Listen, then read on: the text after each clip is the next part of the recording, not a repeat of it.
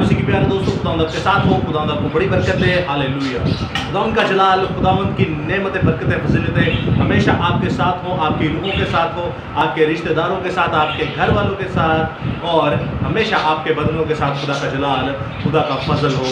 आमीन। बेशक दोस्तों, कलाम खुदा जो परसों अपलोड हुआ और नहायत ही खूबसूरत, उससे बहुत बरकत पाई हम लोगों ने। जो कि टॉपिक था कि यूहन्ना इस्तकबागी या यूहन्ना बपतिस्मा देने वाले ने आखिरकार किसके नाम पे बपतिस्मा दिया था पूरे लोगों को, पूरे कौम बनी इसराइल के लोगों को। यानी कि दूसरे लफ्ज़ों में हम ये कहेंगे कि यूहन्ना इस्तकबागी किसके नाम से बपतिस्मा देता था या क्या कहकर बपतिस्मा देता था। तो दोस्तों, इसको हम डिटेल में जान चुके हैं। कलाम खुदा हम पार्ट 1 में सीख चुके हैं और खुदावंद ने उससे हमें बड़ी बरकत दी और हमने ये भी जाना कि हमारा खुदावंद खुदा यसू अल मसीहा ही है जो अज़ली और अबदी खुदा है। तो दोस्तों, सेकंड बात ये है कि कुछ सवालात किए गए बहन भाइयों की तरफ से और बहुत ही बाबरकत सवाल है, बहुत ही खूबसूरत सवाल है और इससे दोस्तों मुझे बड़ी बरकत मिली, मुझे बहुत सीखने का मिला और मैं इन सवालों को आप तक पहुंचाता हूं और इसके जवाब देने की कोशिश करता हूं। अगर हमें समझ ना आए तो खुदा का रूह है जो आपको और मुझे सिखाने की पूरी कुदरत रखता है और वो खुदा का रूह ये है। हालेलुया। बाइबल मुकद्दस की खुदा का रूह है, खुदा का परतौ है, खुदा का बेटा है, खुदा का कलमा है और खुद खुदा है। बेशक इसमें कोई शक नहीं। तो दोस्तों, आज के कलाम खुदा की जो मरकजी आयत है वो हम देखेंगे मुकद्दस सुलेमान की मुआरफत लिखी गई वाइस की किताब, वाज और वाइस करने वाले मुकद्दस सुलेमान, उसका पहला बाब और उसकी 9वीं तक 10वीं आयत। तो दोस्तों गौर से सुनिएगा इस इस्तेमाल को कि यहाँ पर क्या मरकूम है। जो हुआ वही फिर होगा और जो ज़मीन बन चुकी है वही है जो बनाए जाएगी और दुनिया में कोई चीज़ नई नहीं। क्या कोई चीज़ ऐसी है जिसकी बाबत कहा जाता है कि देखो ये तो नई है।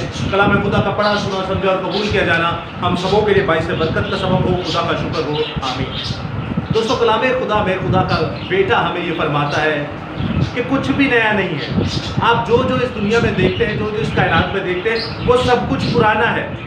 आप जो भी चीज़ उठाकर देख लीजिए, कायनात में कोई भी चीज़ उठाकर देख लें, किसी भी फील्ड से चाहे वो ताल्लुक़ रखती हो, कोई भी चीज़ हो, एनी टाइप ऑफ थिंग आप उठाकर देख लीजिए, कुछ भी नया नहीं है, सब कुछ पुराना है। कुछ भी नया नहीं है, सब कुछ पुराना है। तो दोस्तों, ये कलाम खुदा का आज का हमारा मरकजी आयत है और उन दो सवालों पर नज़र डालते हैं। सबसे पहले पहला सवाल, आप बहुत ही खूबसूरत चैटर हैं, खुदावंद आपको बड़ी बरकत दे। आप हमेशा कलाम खुदा को देखते हैं और आपने पोस्ट भी देखी होगी जो डाली थी हम लोगों ने, दो सवालों को हम लोगों ने नोट किया था और ये नहायत ही खूबसूरत और बुनियादी और ज़रूरी सवालात हैं। तो आइए दोस्तों, सबसे पहले हम पहले सवाल को देखते हैं कि खुदावंद यसू अल मसीहा ने आखिर खुद बपतिस्मा क्यों लिया। हम कहते हैं वो खुदावंद है, वो खुदा है, वो असली है, वो अबदी है, वो अल्फा और ओमेगा, इब्तिदा और इंतहा, वही शुरू और अंजाम, अव्वल और आखिर है। तो फिर उन्हें क्या ज़रूरत पड़ी बपतिस्मा लेने की, उन्होंने आखिर बपतिस्मा लिया ही क्यों। तो दोस्तों याद रखिएगा, आयत मुक़द्दसा मैंने आपके सामने पढ़ी कि कुछ भी नया नहीं है। अब हम देखते हैं कि दूसरे अल्फाजों में खुदावंद यसू अल मसीहा को ज़मीन पर भी आना ज़रूर था। आप देखते हैं खुदा अगर डायरेक्ट हमारे पास आए तो हम मर जाएंगे। जैसे मुक़द्दस मूसा नबी फरमाते क्या खुदावंद मैं तुझे देखना चाहता हूँ या तेरे जलाल को देखना चाहता हूँ, तो खुदावंद फरमाते इंसान मुझे नहीं देख सकता, अगर वो मुझे देखे तो मर जाएगा। तो फिर आगे 18वें बाब में आप देखते हैं इस मिशना की किताब में खुदावंद फरमाता है मैं तेरे ही भाइयों में से एक नबी बर्पा करूँगा। अब चलते चलते वो सारी की सारी जो तमसील है या सारी की सारी जो पेशन गोई है वो खुदावंद यसू अल मसीहा पर पूरी होती है जो कि खुदा है और ज़मीन पर आए ताकि हम खुदा के परतौ को देख सकें, हम खुदा के चेहरे को देख सकें, हम खुदा के जलाल को देख सकें, हम खुदा के साया को नहीं बल्कि खुदा की छवि को देख सकें, हम खुदा को आमने सामने देख सकें, हम खुदा को रूबरू देख सकें। तो खुदावंद ने हमें ऐसा विजन दिया कि अपने बेटे को भेजा। अब जब भेजा तो जाहिर सी बात है उन्हें हम ही में से वो कराना था। खुदा के एक बड़ा सूरमा ने फरमाया, वो कहते हैं खुदा अगर खुद नीचे आता तो हम मर जाते। इस तमसील को मैंने इस तरह सीखा कि जब भेड़िया एक भेड़ों के झुंड में आ जाता है तो भेड़ें सारी फड़फड़ाती हैं, कभी इधर कभी उधर, तो उनका एक बच्चा जो है, वो खुदा का सूरमा कह रहा था, मैं खुद अपनी आंखों से ये सिलसिला देख रहा हूँ, उनका जो एक बच्चा है वो कांटों भरे एक झाड़ में फंस गया। अब मैं उसे बचाने गया तो क्या हुआ, वो फिर से फड़फड़ाता और ज़ख्मी होता, तो मुझे लगा कि वो मर जाएगा। तो उस खुदा के सूरमा ने कहा कि जो भेड़ें मरी हुई थी उनकी भेड़ों में से मैंने एक के ऊपर अपनी भेड़ की खाल डाली, अपने ऊपर भेड़ की खाल डाली और मैं भेड़ की तरह दिखना शुरू हो गया। तब मैं उस बच्चे के पास गया और वो बच्चा बिल्कुल सुकून से था और मैंने उसको शिकंजे से और रूहानी तौर पर देखे कि खुदावंद ने हमें मौत के मुंह से, शैतान के मुंह से, आग में से निकाला। तो इसी तरह वो खुदा का सूरमा कहता है अगर मैं अपने देश में जाता तो वो हो सकता है उस किकरी के अंदर या उस झाड़ी के अंदर वो फंस कर कांटों के साथ मर जाती, जख्मी हो जाती। तब मैंने रूप को बदला। तो खैर एक ये समझाने के लिए तसलीस खुदाबंदी आपको पेश की जाती है कि बाप बेटा और कुदुस वाहिद खुदा है और हमारे खुदा का नाम यसू अल मसीहा है। और दोस्तों जब आप देखते हैं कि यसू अल मसीहा को क्यों बपतिस्मा लेना पड़ा, तो याद रखिएगा दोस्तों यसू अल मसीहा कायनात की वाहिद ज़ात है जो ड्यूल पर्सनैलिटीज़ रखती हैं, जो हाइपोस्टेटिक यूनियन है। इस तरह वही ओमनी प्रेजेंट है जो हर जगह मौजूद है और वही ओमनी आप देखते हैं कि एजुकेशन है जिसको इल्मुल गायब का भी इल्म है और खुदावन ने उन्हीं को सारे चीज़ों से इख्तियार दिया, नवाजा और उस खुदावन का नाम जिसको नवाजा वो है खुदावंद यसू मसीहा। अब खुदावंद यसू मसीहा को जब हम देखते हैं हाइपोस्टेटिक यूनियन यानी कि वही कामिल खुदा है और वही कामिल इंसान है, ड्यूल पर्सनैलिटीज़ रखते हैं खुदावंद यसू मसीहा। इंसान वो कब है, एक पूरी लिस्ट है, जब हम आपको बताने पे आएंगे तो बताएंगे, मैं आपको 2-4 मेंशन कर देता हूँ। इंसान वो कब है जब वो कहता है सलीब के ऊपर कि मैं प्यासा हूँ, और खुदा कब है जब वो सामने और तू कहता है अगर तू मुझसे मांगती तो मैं तुझे ज़िंदगी का पानी देता। और मुकाशफा की किताब में कहता है कि जो प्यासा है वो मेरे पास आए, मैं अपने हयात के सरचश्मों से मुफ्त पिलाऊंगा। फिर वो कहता है कि मैं भूखा हूँ, खाना खाता है, रोटी खाता है। लेकिन आप देखते हैं कि कैसे 5-5 हज़ार सिर्फ मर्दों को वो खाने खिलाने की कुदरत रखता है, और तो बच्चों को भी तो वो लाखों में तादाद जाती है। तो दोस्तों ये खुदावंद यसू मसीहा के कुछ ऐसे ही सिफती काम थे जो आपको बताना ज़रूरी थे कि वो कैसे हाइपोस्टेटिक यूनियन यानी कैसे कामिल इंसान और कामिल खुदा है। अब उन्हें बपतिस्मा लेना भी ज़रूरी था, याद रखिएगा। अब सवाल यह उठता है कि बपतिस्मा तो उस वक्त गुनहगारों को दिया जा रहा था, बिल्कुल आप बेफिक्र, आप बिल्कुल बेशक ये कह सकते हैं। और आप देखते हैं कि कैसे यूहन्ना इस्तकबागी फरीशों को ये भी कहते हैं ऐ अफ़ी के बच्चों, ऐ शाम के बच्चों, तुम्हें किसने इस गज़ब के दिन से बताया कि तुम आओ और तौबा करो और बपतिस्मा लो? इस गज़ब के दिन से तुम क्यों भाग रहे हो? तुम्हें किसने जता दिया? तो दोस्तों याद रखिएगा, फिर वो कहते हैं कि तौबा करो और तौबा के मुआफिक फल लाओ, क्योंकि आसमान की बादशाही नज़दीक है। अब कहने का मकसद ये है कि खुदावंद यसू मसीहा ने भी क्या इसीलिए बपतिस्मा लिया क्योंकि वो गुनहगार थे। तो दोस्तों इस तरह की कोई लॉजिक नहीं है, इस तरह की कोई साइंस नहीं है। अब अगर आप देखते हैं अहबार की किताब पढ़ते हैं, आप शरीयत की किताबें पढ़ते हैं, याद रखिएगा बाइबल मुकद्दस में 39 किताबों को उस्ताद कहा गया है, 5 किताबों को उस्ताद कहा गया है कि ये हमें मसीह तक पहुँचाने में हमारा क्या है, उस्ताद है। तो उस्ताद के पास जाना बहुत ज़रूरी है। आप पुराने अहदनामा को जब तक नहीं पढ़ेंगे आपको नया अहदनामा समझ में नहीं आएगा। आप जब तक नए अहदनामा को पढ़ने की कोशिश करेंगे तो आपको उसके लिए पुराना अहदनामा पढ़ना बहुत ज़रूरी है, ओल्ड टेस्टमेंट पढ़ना बहुत ज़रूरी है, तनाख पढ़ना बहुत ज़रूरी है, जो कि फर्स्ट कैनन पहला अहद भी कहलाया जाता है। जब तक नहीं पढ़ेंगे आपको समझ में नहीं आएगा यसू अल मसीहा ने बपतिस्मा लिया क्यों। मैं आपके सामने एक और इस्तबाक पढ़े देता हूँ, आप गौर से सुनिएगा। कलाम खुदा में से मुकद्दस यूहन्ना रसूल की मार्फत लिखी गई यसू मसीह की इंजील, उसका 3रा बाब और उसकी 5वीं से 10वीं आयत तक गौर से सुनिएगा दोस्तों। इस कलाम खुदा में क्या लिखा है। यसू ने जवाब दिया कि मैं तुझसे सच कहता हूँ कि जब तक कोई आदमी पानी और रूह से पैदा ना हो वो खुदा की बादशाही में दाखिल नहीं हो सकता। जो जिस्म से पैदा हुआ वो जिस्म है, जो रूह से पैदा हुआ वो रूह है। ताजुब ना कर कि मैंने तुझसे कहा कि तुम्हें नए सिरे से पैदा होना ज़रूर है। हवा जिधर चाहती है चलती है, तू उसकी आवाज़ सुनता है मगर नहीं जानता कि वो कहाँ से आती है और कहाँ को जाती है। जो कोई रूह से पैदा हुआ ऐसा ही है। निकोदेमस ने जवाब में उससे कहा ये बातें क्यों कर हो सकती हैं। तो यसू अल मसीहा 10वीं आयत में टू दी पॉइंट वर्स में कहते हैं दोस्तों, यसू ने जवाब में उससे कहा क्या बनी इसराइल का उस्ताद होकर क्या तू इन बातों को नहीं जानता। अब इन बातों को नहीं जानते, ये बातें थी कौन सी? खुदावंद यीशु मसीहा टोटली इस पैसेज को पढ़े वो रूहानी बातें कर रहे हैं। अब वो बता रहे हैं कि रूह और जिस्म से पैदा होना जरूर है।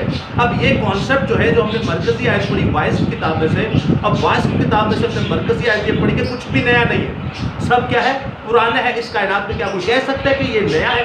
नहीं, सब कुछ पुराना है। आप देखते हैं कि यीशु मसीहा ज़िबा किया हुआ मर रहा है, ये कोई नई बात नहीं, ये पुरानी बात है। ईद फसा ये कोई नई बात नहीं, ये पुरानी बात है। बेखमीरी की रोटी ये नई बात नहीं, ये पुरानी बात है। इसी तरह आप सातों की सातों ईदों को देखते हैं, ये कोई नई बात नहीं है, ये पुरानी बात है। और इसी को हम देखते हैं जब नए अहदनामा में, तो हमें याद आता है हाँ ये इवेंट पहले हो चुका है, ये इवेंट पहले हो चुका है, गो के वो जिस्मानी था और अब ये रूहानी है। अब यीशु अल मसीहा क्या कह रहे हैं कि हमें नए सिरे से पैदा होना जरूर है।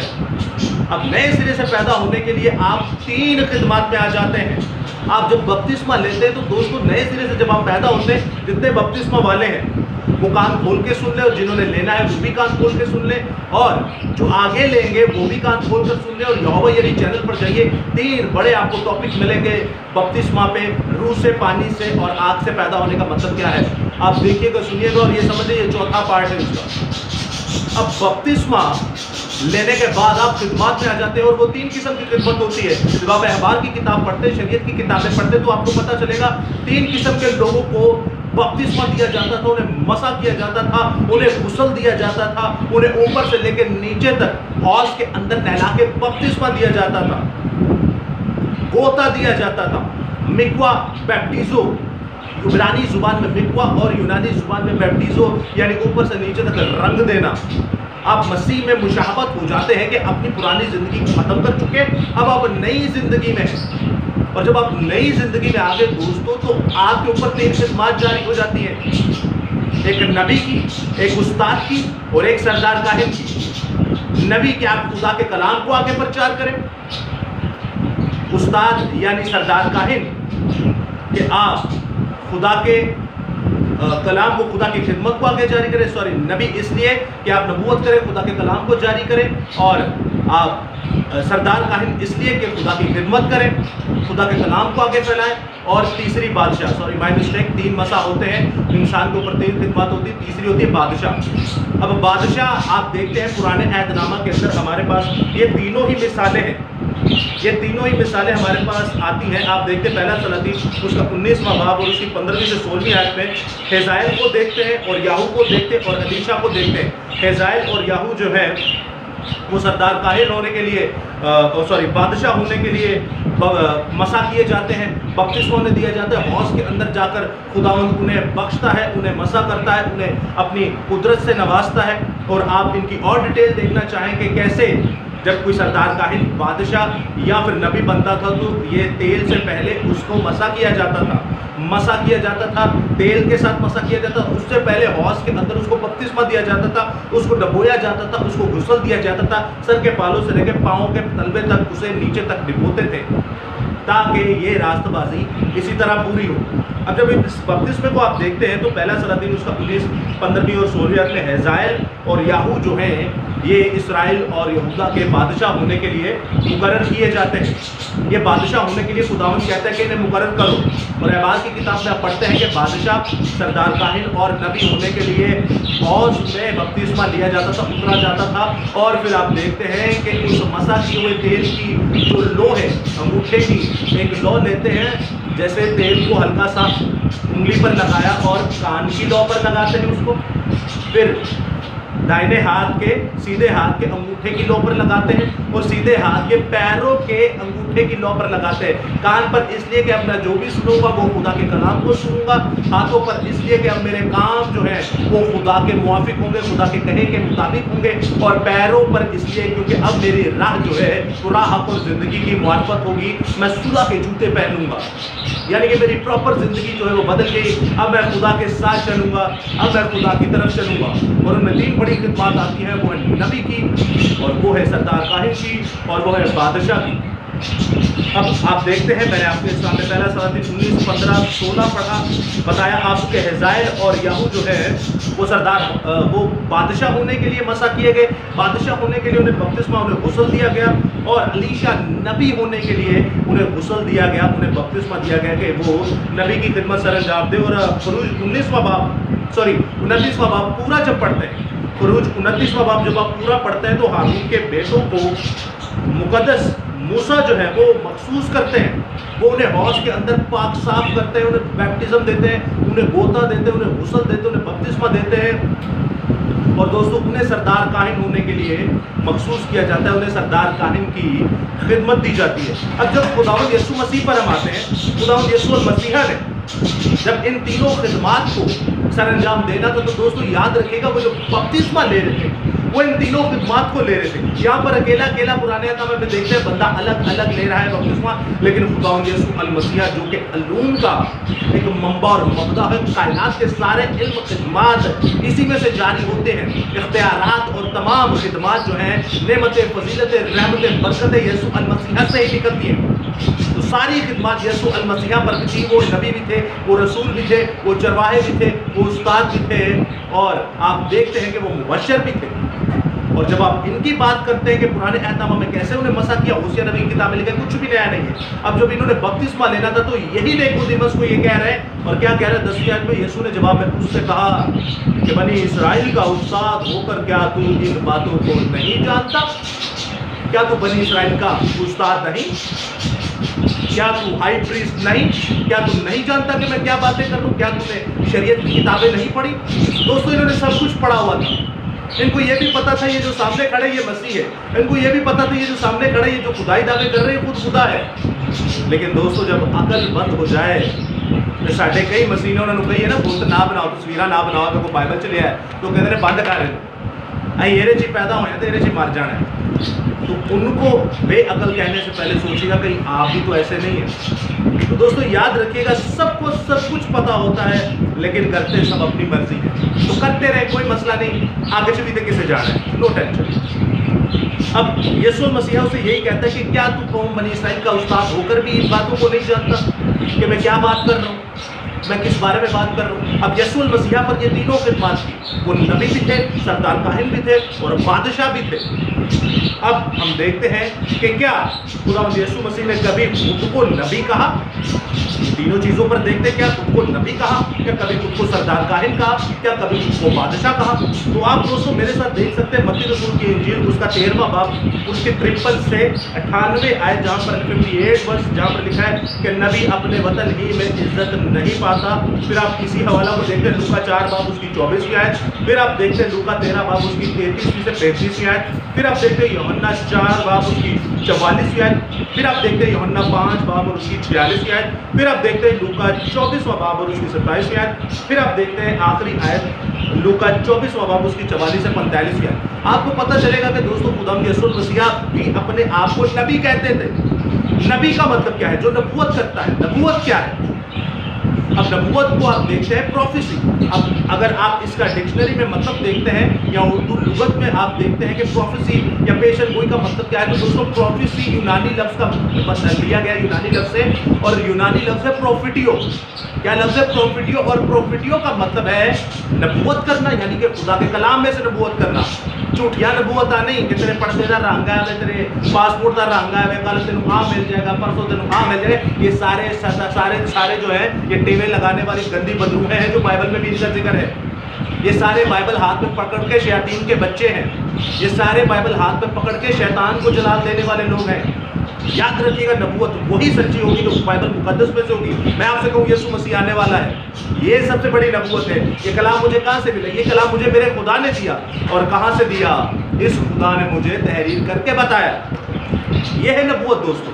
तो आइए अपने टॉपिक की तरफ दोबारा बढ़ते हैं कि प्रोफिटियो का मतलब है कलाम, और दूसरी मतलब है उसका नबूवत करना, यानी नबूवत कलाम में से करना। नबूवत कलाम में से करना।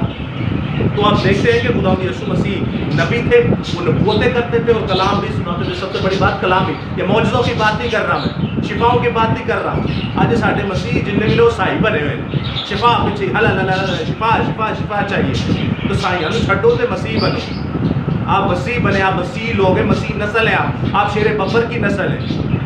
तो अपने आप को थोड़ा झुंझलाइए, थोड़ा जैसे नहमिया नबी ने हिलाया था ना लोगों को, तो थोड़ा अपने आप को हिलाएं, थोड़ा अपने आप को ज़रा दुरुस्त करें। तो खुदावंद यीशु मसीहा पर नबी की खिदमत थी, वो खुद नबी थे, वो खुद जिंदा खुदा है। और उसके बाद आप देखते हैं कि क्या लोगों ने कभी और शागिर्दों ने कभी इस बात को माना कि जो मूसा की बाबत लिखा है कि वो यीशु मसीह ही है। और दोस्तों याद रखिएगा, लोगों ने भी ये माना, लोगों ने भी इस बात को माना कि आज जो आने वाला नबी है इस मिशना 18 बाब में, और वो यीशु मसीहा ही है, वो खुद खुदा है, वो खुद खुदावंद यीशु मसीहा है। आप देखते हैं लूका 24वां बाब और उसकी 19वीं आयत में, लूका 24वां बाब और उसकी 19वीं आयत में टॉर्च दीजिएगा। मैं आपके सामने इस आयत मुकद्दसा को पढ़े देता हूँ। लूका 24वां बाब और उसकी 19वीं आयत में दोस्तों गौर से सुनिएगा, इस कलाम खुदा में, इस इस्तबाक में क्या मरकूम है। दूसरी देंगे, दोनों देंगे। लूका 24वां बाब और उसकी 19वीं आयत, गौर से दोस्तों सुनिएगा, इस कलाम खुदा में क्या मरकूम है। आप मेरे साथ देख सकते हैं। और इस इस्तबाक में कुछ यूं लिखा है, उसने उनसे कहा क्या हुआ है? उन्होंने उससे कहा क्या? उन्होंने उससे कहा यीशु नासरी का माजरा, जो खुदा की सारी उम्मत के नजदीक काम और कलाम में कुदरत वाला नबी था। यानी कि दोस्तों खुदावंद यीशु अल मसीहा जो काम में और कलाम में बड़ी कुदरत वाले खुदा के नबी हैं। लोगों ने भी ये जाना। आप देखते हैं कि कैसे क्रिस्तुस कहा गया खुदावंद यीशु मसीहा को। आप देख रहे हैं यूहन्ना 4 बाब में सामरी औरत ने कहा कि तू तो मुझे कोई नबी लगता है, तू तो मुझे ऐसा लगता है कि कोई नबी है। तो दोस्तों याद रखिएगा, यीशु मसीहा अपने आप को नबी भी कहते हैं और आगे ही कहता है रब्बूनी, आगे ही कहते हैं कि वो ए खुदावंद। मैं आपके सामने इस हवाले को भी पढ़ देता हूँ। थोड़ी लाइट का मसला है इसलिए थोड़ा माइंड डिस्टर्ब हो गया, लेकिन चलें खुदावंद फोकस करवाए हमें। तो आप देखते हैं यूहन्ना 4 बाब और उसकी 19वीं आयत में लिखा है, औरत उससे कहा ए खुदावंद, मुझे मालूम होता है कि तू नबी है। मालूम होता है कि तू क्या है? नबी है। तो दोस्तों याद रखिएगा, फिर 25वीं आयत में ये औरत कहती है, औरत उससे कहा मैं जानती हूं कि तू मसीह जो क्रिस्तुस कहलाता है आने वाला है, जब वो आएगा तो हमें सारी बातें बता देगा। हालेलुया। ये जिंदा खुदा इस औरत की जिंदगी में आ चुका था दोस्तों। ये जिंदा खुदा इस औरत की जिंदगी में आ ठहरा और इसने निजात हासिल की। हालेलुया। तो लोगों ने भी कहा कि जी हाँ, ये नबी है और ये खुदा के ममसू हैं और ये खुदा के चुने हुए नबी हैं। अब हमने दोस्तों क्या सीखा कि खुदावंद यीशु मसीहा ने बपतिस्मा क्यों लिया? खुदावंद यीशु मसीहा ने दोस्तों बपतिस्मा इसलिए लिया क्योंकि पुराने अहदनामा में 3 खिदमात में बपतिस्मा दिया जाता था, नबी में, उसके बाद बादशाह और फिर आप देखते हैं सरदार काहिन। नबी का हमने देखा, जी हाँ, उन्होंने खुद भी अपने आप को नबी कहा और लोगों ने भी उन्हें नबी माना, खुदा के हवारियों ने उन्हें नबी माना। और दूसरे बाद हम देखते कि बादशाह, क्या खुदा यीशु मसीह ने अपने आप को कभी बादशाह कहा या वो बादशाह कहलाए जाते थे? आप यूहन्ना 1 बाब उसकी 49वीं आयत में देखते, जहाँ नतनएल के बारे में बात होती है, तो वहां पर भी खुदावंद फरमाता है कि तू ही इस्राएल का बादशाह है। खुदा के सूरमा फरमाते हैं, खुदा के लोग फरमाते हैं। फिर आप देखते हैं यूहन्ना 19वां बाब उसकी 20वीं से 21वें आयत में भी खुदावंद का जलाल जाहिर होता है। कहां पर? तख्ते के ऊपर, कताबा के ऊपर, जो सलीब के ऊपर लगाया जाता है कि यहूदियों का बादशाह है यीशु मसीहा, और कुल कायनात का, हर एक कौम का पाप, और वही बादशाह है, वही दाऊद की असल और नस्ल है। हालेलुया। फिर मुकाशफा 19वां बाब देखते हैं 11वां से 16वीं आयत के, जिसकी पोशाक पर लिखा है खुदावंदों का खुदावंद, बादशाहों का बादशाह, इलाहों का इलाह, मबूदों का मबूद। हालेलुया। दोस्तों उसके बाद आप तीसरी खिदमत देखते हैं खुदावंद यीशु मसीहा पर सरदार काहिन होने की।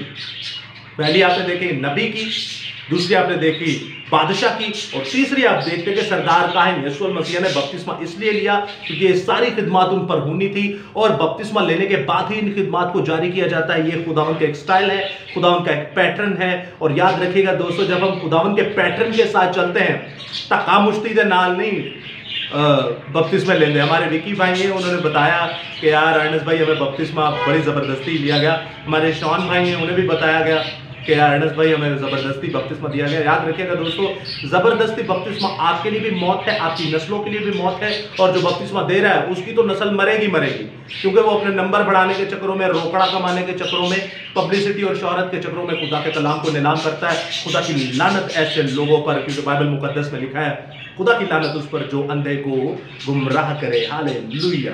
तो दोस्तों आप देखते हैं सरदार काहिन खुदावंद यीशु मसीहा थे, इसमें कोई शक नहीं है। जब आप बपतिस्मा लेते हैं आप खिदमत में आ जाते हैं और ये तीनों खिदमत यीशु मसीहा पर थी। और फिर क्या होता है, रूह आजमाइश की तरफ ले जाता है, आप आजमाइश जाते हैं। और दोस्तों याद रखिएगा जब आप गलबा हासिल करते हैं आजमाइश में तो यीशु मसीहा की तरह मत्ती 4 बाब में फरिश्ते आकर आपकी खिदमत करेंगे, अभी भी करते हैं। तो याद रखिएगा दोस्तों ये बहुत ही खूबसूरत कलाम है खुदा। और तीसरी जो खुदावंद पर खिदमत थी वो सरदार काहिन की थी। आप देखते हैं पैदाइश 14 बाब उसकी 18वीं से 20वीं आयत में खुदावंद फरमाता है कि मेरी खिदमत ऐसे है जैसे मलकीसेदक की, ना उसका शुरू ना अंजाम। ये भी डिटेल में कभी बात करेंगे, लेकिन खुदावंद ने ये मिसाल दी। उसके बाद आप देखते हैं इब्रानियों 7 बाब पढ़िए, इब्रानियों 8 बाब पढ़िए, आप दोनों बाब को पढ़िएगा। खुदावंद ने भर भर के हमें ये सारी तालीम दी। खुदा ने खुद कहा कि मैं ऐसा सरदार काहिन हूं जो अपने ही लहू को आसमानों पर ले जाता, उसे उंडेलता और मेरी कुर्बानी कबूल होती है। हालेलुया, ये है असल सरदार काहिन। ऐसे सरदार काहिन की मानिए। पहले यूहन्ना के खत में लिखा है कि हम ऐसे सरदार काहिन से मसा हैं, हम ऐसे उस्ताद से मसा है जो रूह है, जो खुदा है, यीशु मसीहा है, जो सच्चा है, जो बरहक है और झूठ नहीं बोलता। और हमें किसी से सीखने की हाजत नहीं, उससे सीखिए जिसके अंदर यीशु है। समझ रहे हैं ना? कैसे पहचानेंगे? आप उनके फलों से उन्हें पहचान लेंगे, बेशक। हालेलुया।